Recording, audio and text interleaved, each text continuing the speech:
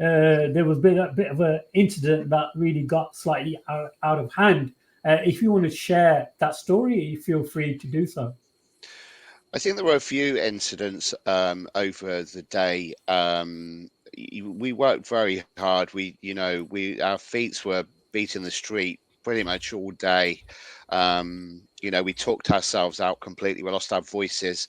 We're talking to so many people. We were working hard, knocking doors and engaging people. Um, More than one member of the party was accused of intimidatory tactics, although my understanding is this happens every time that we stand against Labour now, and the bar has been set very low in terms of what amounts to intimidation. So to be clear, if you're within 5 meters of a polling station entrance with a Workers' Party badge on or pamphlets in your hand, that is classed as intimidation as far as Labour are concerned. So the first incident that I had was when I spoke to a couple of electors who were going to vote, and just politely asked them, whether they were going to vote and whether they were clear about what they wanted to vote about, whether they had a moment to talk with me. And then I was approached by, I'm not going to name anyone. I'm just not going to name anyone. I think that's the best thing. But I'm very clear who this individual is.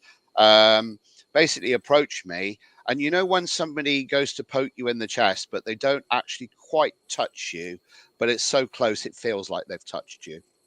You feel you feel intimidated by it because it's that finger stabbing in the chest. That's what he was doing to me as he was talking to me, telling me that I was intimidating. Um, anyway, I engaged him verbally and politely, but it did get a little bit heated because he was raising his voice and pointing his finger still. So a couple of colleagues, Dr. Syed and Jazz, escorted me away from the area to get to move me away. Apparently, he was recording us as well. And he followed us, harassing us. Um, and then he was heard on the phone to the police, calling the police. Similar thing happened at another one of the polling stations with another colleague, Raf, who we all know very well. But the incident that I think you're referring to happened later on. So we got a kind of an alarm call from Dr. Syed, who was in Wright Street, telling us that there were about 10 Labour Party members. This was at 8 o'clock, before the polling stations were closed, 2 hours before closing.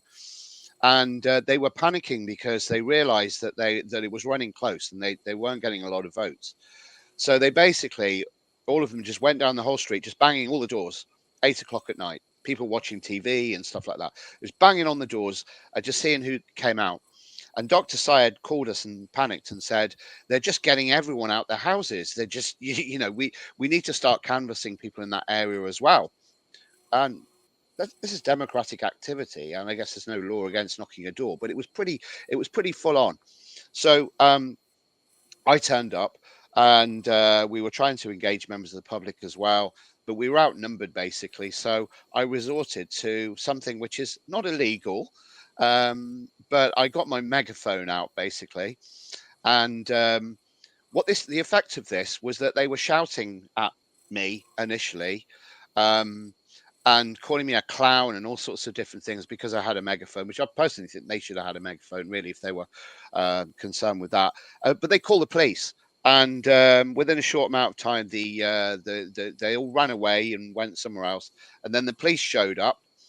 The first police car that came was an unmarked one, and the guy put the window down. He wasn't wearing a uniform. So I asked him whether he's voted today. Basically tried to canvass him and get him to vote for us. And he said, mate, I'm the police. Right. So I was talking with him, and, it was interesting because I don't think he was telling me that I'd broken the law, or he didn't give me a caution or anything like that. I'm not used to being interviewed by the police.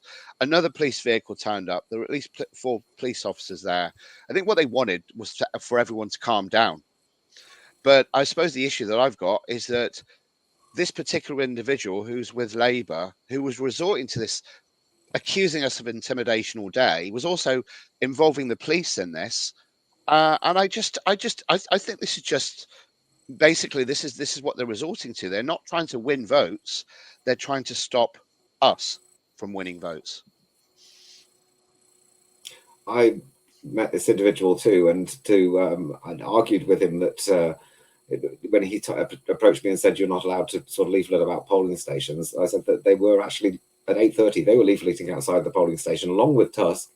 And at the general election, the candidate I was standing against, husband, was leafleting outside the Willen Hall Primary School in exactly the same position where we were, or at school turning out time, within 5 meters of the boundary. And if you kind of class that as intimidation or megaphoning around polling stations, which everybody has done, even in the Plymouth elections I was involved in, there's no crime there. It's not if you're not being intimidated, like they were jabbing fingers in your chest.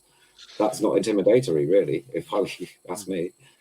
And just to add, they accuse us now of intimidation in every campaign that we're in with them.